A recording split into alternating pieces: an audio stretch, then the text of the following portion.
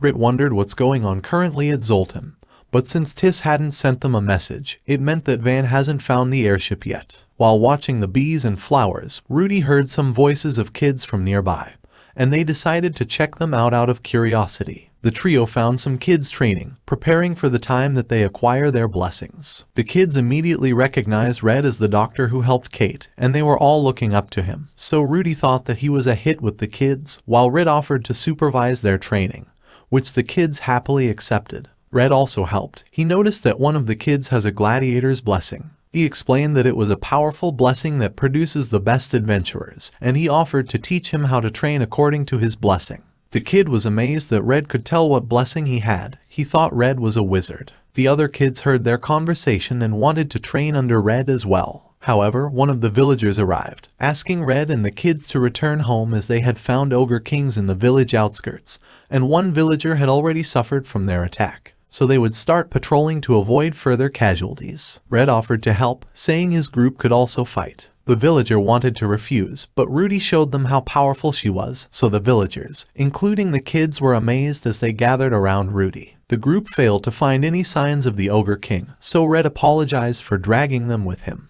However, Rit could understand his concern for the kids, and she wanted to also take their kids on a walk someday, while Rudy thought it would be really fun to join when she heard this. At the same time, they noticed the tracks on the grass left by the ogre king, but they were confused as they thought that the ogre king shouldn't be intelligent enough to walk on the grass to hide its tracks. Red relayed the bad news to the villagers. They also explained that these ogre kings were unordinary as they scouted the village first. They also declared that he and Rit would get rid of them. However, the villagers still looked worried, but they finally felt relieved when Rudy declared that she would be protecting them. The kids wondered if Rudy had a champion's blessing because of her strength. She refused to answer, but she declared her desire to protect them was unrelated to her blessing, as she refused to follow her blessing's urges and act on her own free will. Meanwhile, Tis visited Red's apothecary to talk to Yarendrala. Yarendrala asked how things were looking, so Tis explained that although nothing has happened yet, she noticed how different Van was compared to Rudy, as Rudy's hero blessing suppressed her emotions while Van was really expressive, and she had a bad feeling that handing over the airship was not a good idea. She also thought that it was necessary to continue observing Van to find out what kind of person he is. Yarendrala agreed, but she reminded Tis to be careful. Afterwards, Tis asked, "How are things in the apothecary?" Yarendrala replied that it was fine, but what worried her were the plant's strange behaviors ever since Van arrived. She could tell that it wasn't about Van, but she knew that a terrifying disaster was drawing closer, and it had entered Zoltan with Van.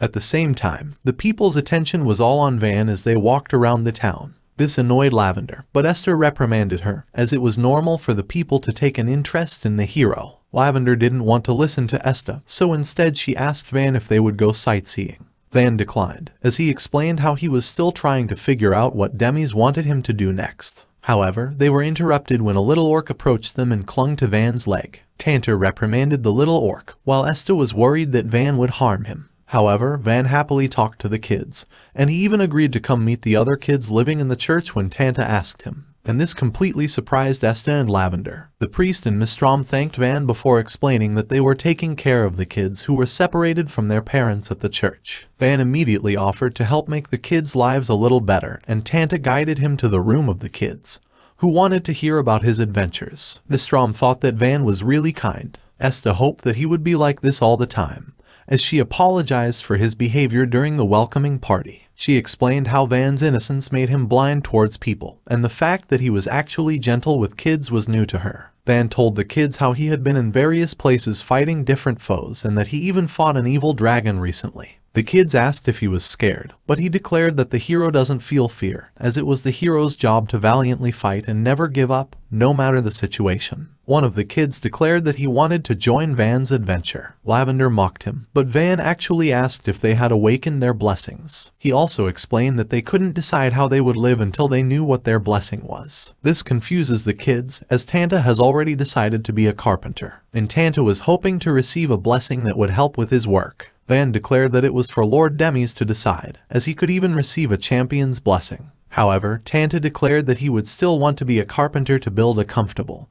and safe home that would bring joy to everyone. However, Van corrected him, saying that it wasn't joy but decadence, as joy could only be obtained by living in accordance with their blessing, which is the will of Demis. Then he thought it was his duty as a hero to change the mindset of the people of Zoltan. Meanwhile, Red and Rit were still looking for the Ogre Kings. Red realized that it was necessary that they wipe out the Ogre Kings to prevent the news of it from reaching Zoltan, as it could cause Van to come to the village and try to get rid of them himself. At the same time, Red noticed the beast's presence coming their way. Although an Ogre King ambushed them, Red slayed the beast with no problem.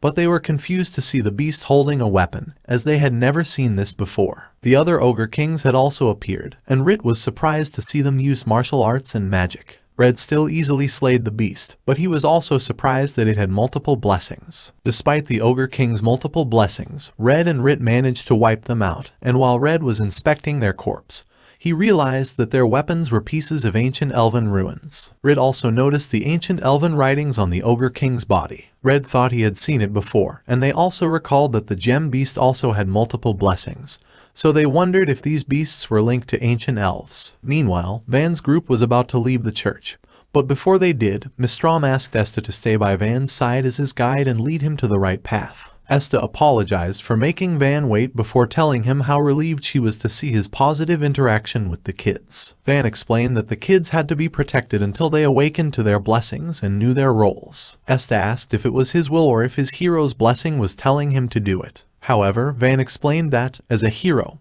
his feelings are always aligned with his blessings and Demi's will. At the same time, Lubo arrived with Tis. Tis introduced herself before Lubo explained that she was a top adventurer and that she would guide them to their next destination. Esta introduced herself before greeting Tis, but Lavender interrupted them and asked Tis if she was observing them during the party. Tis admitted this before explaining that she was working on her second job. Lavender refused to believe her, but Tis explained how she was saving as she wanted to visit Camillo Hot Spring, which is among the top 3 hot springs in Avalon. Tis passionately told Lavender about it, and she actually seemed interested in it, but she thought it was stupid that humans would spend so much money on a hot spring. Meanwhile, Red had prepared another pot of curry for dinner, which made both Rit and Rudy happy. But Rit wanted to bathe first, so Red offered to prepare her bath. However, Rudy stopped him. She thought he was tired from the battle, and she wanted to do something for the couple, so she offered to prepare the bath and help Rit wash. Rudy helped Rit wash her back, but she had no idea how to wash the front. She also explained how she wanted to show her appreciation to the couple, as they had done so much for her. Afterwards, she congratulated Rit on their engagement. She was happy that Red had found happiness with Rit,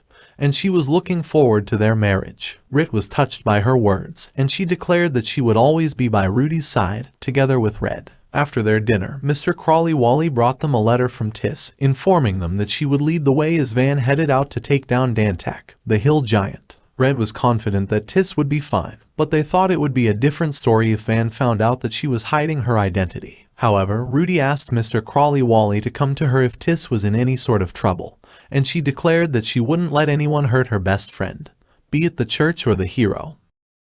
Thank you all for watching. Don't forget to drop a like if you enjoy this video, and please subscribe so you won't miss the next part. And just comment down any anime you want to see in this channel.